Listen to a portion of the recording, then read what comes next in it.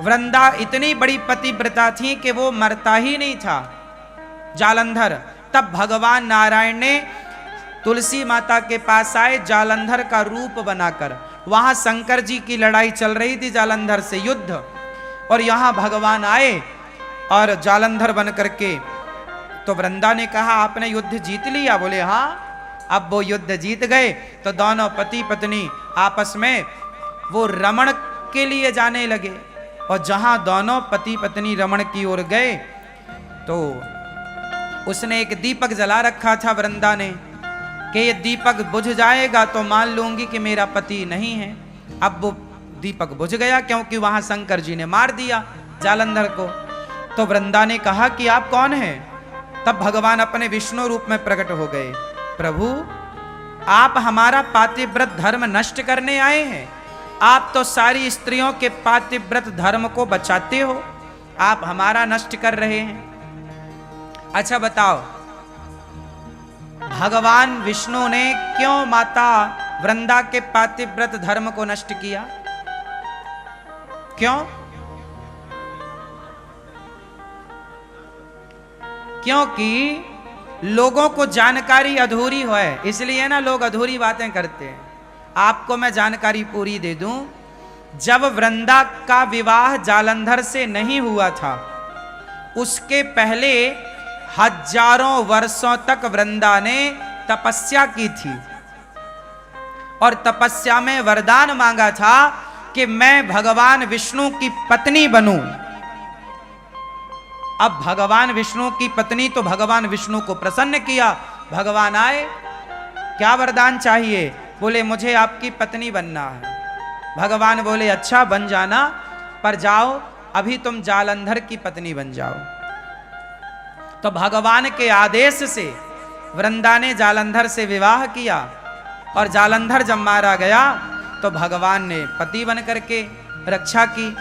अच्छा, भगवान को पहले ही वरदान में पति मांग चुकी हैं वो, फिर बाद में कहा कि आपने हमारे पातिव्रत धर्म को नष्ट किया। अच्छा, तुलसी बाद में ये बात भूल गई, तपस्या और उन्होंने ये वरदान मांगा, ये बात थी पिछले जन्म की। अब इस जन्म में उन्होंने वृंदा के रूप में जालंधर को प्राप्त किया है। परंतु भगवान ने वरदान तो दिया था कि मैं तेरा पति बनूंगा, तो वरदान मिथ्या कैसे हो? अच्छा, जो जालंधर था वो अपनी पत्नी के बल से ना उसकी शक्ति का वो मिसयूज करता था।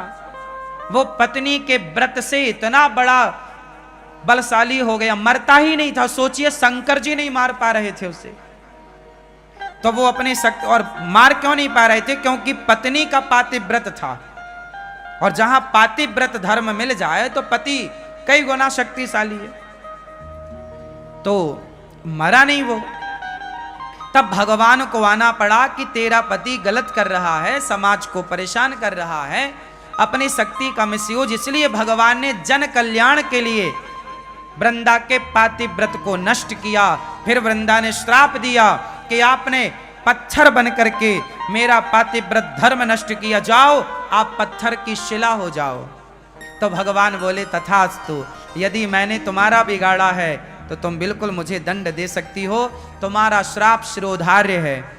तब भगवान उनके श्राप के कारण शालिग्राम भगवान के रूप में प्रकट हो गए।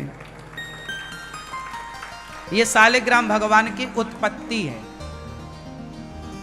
तो वृंदा के श्राप से भगवान क्या बन गए?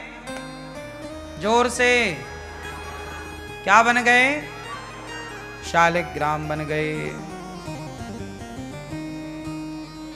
फिर भगवान ने कहा, फिर वृंदा रोने लगी कि प्रभु अब आप बताओ, हम आपकी पत्नी सदा रहना चाहती हैं, हम आपसे अब दूर होना नहीं चाहती। तो भगवान बोले वृंदा तुम तुलसी बन करके आओ, अब हम और तुम दोनों विवाह करेंगे, फिर तुम हमारी पत्नी बन के रहना। इसलिए एकादशी के दिन, दीपावली के बाद जो बड़ी 11 आती है, देव उठनी एकादशी, उस दिन तुलसी का विवाह भगवान शालिग्राम जी से होता है। और पूरे भारत के लोग ये विवाह बड़ी धूमधाम से, उत्सव, घर घर ये उत्सव मनाया जाता है। आपको भी मनाना चाहिए। एकादशी के दिन शालिग्राम भगवान का ब्याह तुलसी जी से कराना चाहिए। तो तुलसी ने कहा कि प्रभु आप मुझे पक्का वादा कीजिए। क्या? बोले आप जैसे मेरा पातिव्रत बिगाड़ने चले आए, ऐसे आप मेरे पति हो कल आप किसी और के पास चले गए तो आप मुझे वादा करो कि आप मुझे छोड़कर कभी नहीं जाएंगे। तो भगवान ने कहा अच्छा चल पगली, मैं तुझे वादा करता हूं आज के बाद मैं किसी और स्त्री की पूजा को स्वीकार ही नहीं करूंगा। इसलिए शालिग्राम की पूजा, शालिग्राम भगवान की पूजा स्त्रियां यदि करती हैं तो भगवान उनकी पूजा को स्वीकार नहीं करते, क्योंकि ये वचन वृंदा को मतलब तुलसी महारानी को भगवान ने ये वादा कर चुके हैं। इसलिए स्त्रियां शालिग्राम भगवान की पूजा नहीं करती, पुरुष करते हैं।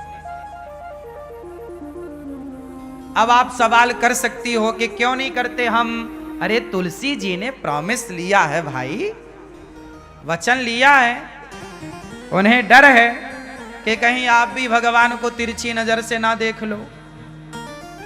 वृंदा को डर है कहीं आप भी भगवान को अपनी ओर ना खींच लो। तो भगवान ने कहा चलो हम किसी स्त्री की पूजा को ही स्वीकार नहीं करेंगे। तुलसी की खुशी के लिए। किसकी खुशी के लिए? तुलसी माता की खुशी। इसलिए संडे के संडे भगवान रोज तुलसी माता से मिलने आते हैं। इसलिए संडे को तुलसी नहीं तोड़ते, केवल संडे को। बाकी तो विधान अलग हो सकते हैं, पर संडे को इसलिए नहीं तोड़ते, तुलसी में भगवान का वास होता है। भगवान अपनी पत्नी से मिलने संडे के संडे आते हैं। बाकी समय वैकुंठ में विराजते हैं लक्ष्मी जी के साथ।